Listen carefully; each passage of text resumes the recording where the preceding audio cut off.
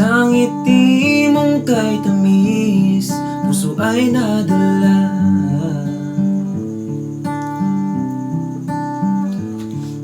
Akala ko noon ako'y walang pag-asa, ngunit itinadana pala.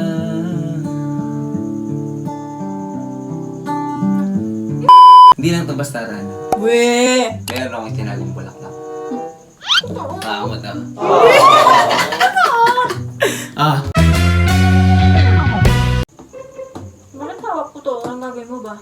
Alam mo, napakaraming babae naghahangad. Yung kanilang boyfriend, haharanahin sila. Hindi, ito ibig sabihin na haranahin mo ko ngayon? Gusto mo ba? Ano naman? Sino pong may ayaw nun? Pero ibahin mo yung paghaharana ko. Aba? Ano ba yung style mo? Kasi yung talagang kanta na aawitin ko para sa'yo ay mula sa ating karanasan. Yun nga, mula sa experience nating dalawa at yung experience ko nung panahon na nililigawan kita. Sana kapag ginamit ko sa ito, siguro damin mo na lang yung message ng kanta.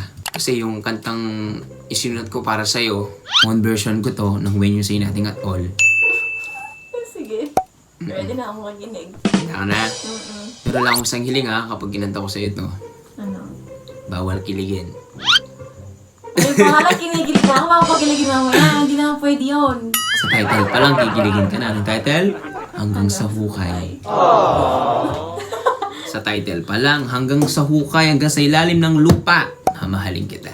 Pero napapatay ako, Labs. Time mo na ako. Hintayin mo ako dyan. Hindi. Hindi mo ako. Napapatay ako. Panira ka ng moment eh. Kinikilig Sige, niya. tigilin ko na lang. Tigilin? Tigilan. Yung kilig mo yan. Dahil sa tayo, hindi naman dahil sa kinikilig ka talaga. Oo, hindi. Buti pa ako, hindi dahil sa tayo kilig ko. Totoo talaga? Oo. Ano na? Ang may bagong gitara. For the first time, mga kaaning, aawitin ko ang sarili kong version ng When You Say Nothing At All nang nakaharap siya. Eye to eye. Mata sa mata. Alam niyo, hindi ko po ito natignan talaga ng eye to eye na matagal. Kasi kinikilig ako agad pag nakikita ko yung mata niya. Basta, dapat maramdaman mo kung ano ang nararamdaman ng puso ko nung nililigawan kita. Pakinggan nyo ng mabuti to ang mga kaaning. Hindi na kabahan ako, guys. Hindi na ka ba? Hindi ko alam kung kabato o gilig. Pero parang ang saya ng puso. Ganon. Alam mo, wala pa akong hinaranan na babae na sarili kong kanta. Ba? Pero yung ibang kanta, meron. Kaya ang sa akin lang yung sa'yo talaga yung gumawa. Ikaw talaga yung gumawa. Okay, sige. Ang kantang ito, mga kaaning. Thank you po, no? Wala ako ba? Tapos na? Ito ay isang true to life story. True to life love story namin ni Boss GSM. At for the first time, ikakanta ko ito ng eye to eye. You ready? Eh, ba't kinakabahan ako tangi? Ba't kinakabahan ka? Nakabahan. Okay, hindi. Title ng kantang to, mga kaning. Hanggang sa hukay.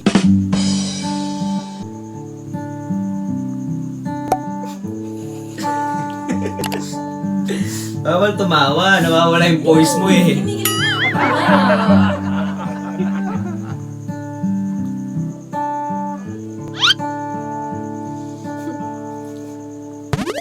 Wala pa.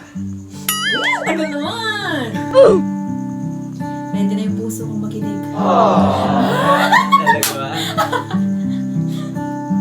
Pwede na yung puso kong magsalita. Kaya pakinggan niya ng puso ko. Yun.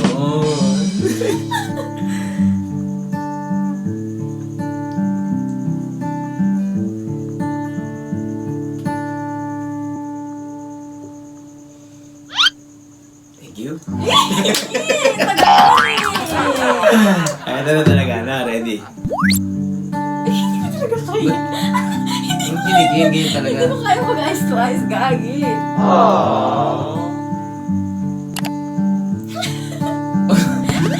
Ayos na nga eh. Eye to eye.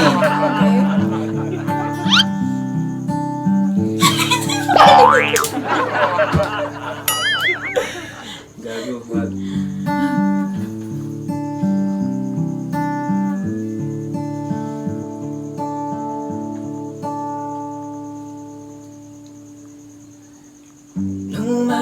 nakita kita, mata ay namangha.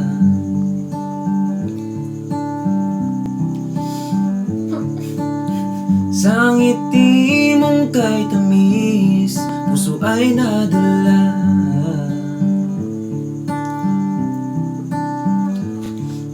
Akala ko noon ako'y walang pag-asa, ngunit itinadana pala.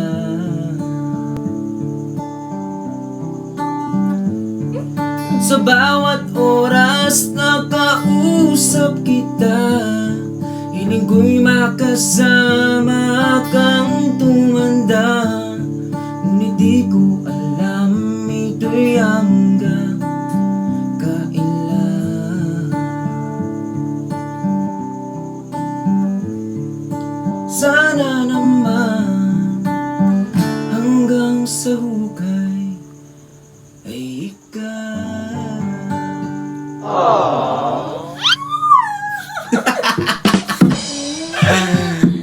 Kanina ganda-ganda ko talaga. Hindi, pero feeling ko, kasi first time ko talaga ma-experience na may... Ba't namumula ka, Labs? Kasi nga, ginagiling nga ako. Totoo. Kasi first time ko ma-experience yung gagawan ka ng kanta, tapos para sa'yo lang, ganun. Alam mo, naisip ko nga bakit mo nasulat or bakit mo nagawa yung kantang yun? Hindi. Ano, iniisip mo ba ako nung time na yun? Oo, talagang syempre, nung unang-una talaga. Mapapasin mo naman sa akin, di ba, Labs? Seryoso ako, ha? Walang halong biro to. For the first time akong mailab sa isang tao na talagang handa akong magmahal kahit hindi ako mahalin. Oo, sabi sa'yo maganda ako. Hindi, ito. Di ba sinabi ko naman sa yan?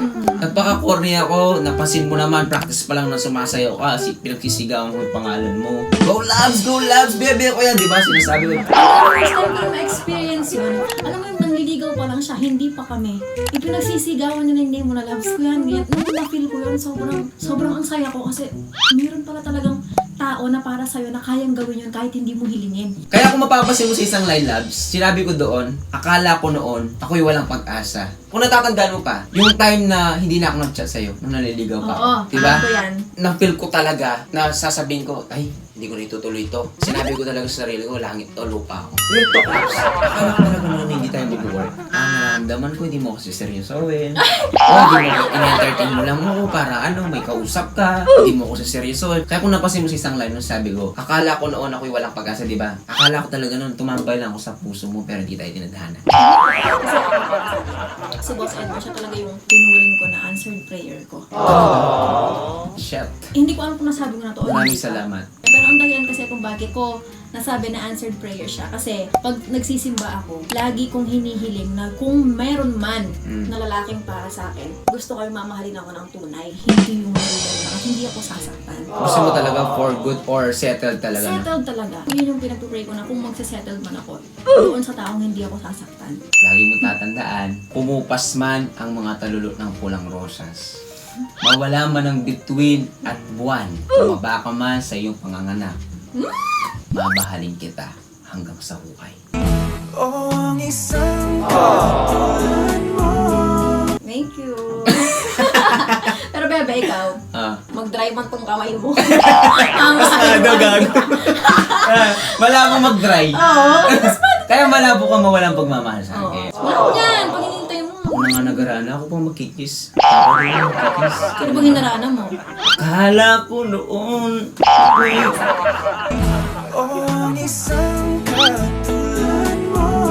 dapat ganyan. Pinag-aranan na nga, tapos ikaw po yung mangingis. mga kaning parang isinumbat pa sa akin yung harana.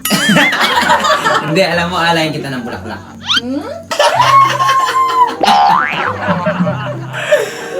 Nadulas ako. Hindi lang ito basta rana. We! Meron akong itinagong bulaklak.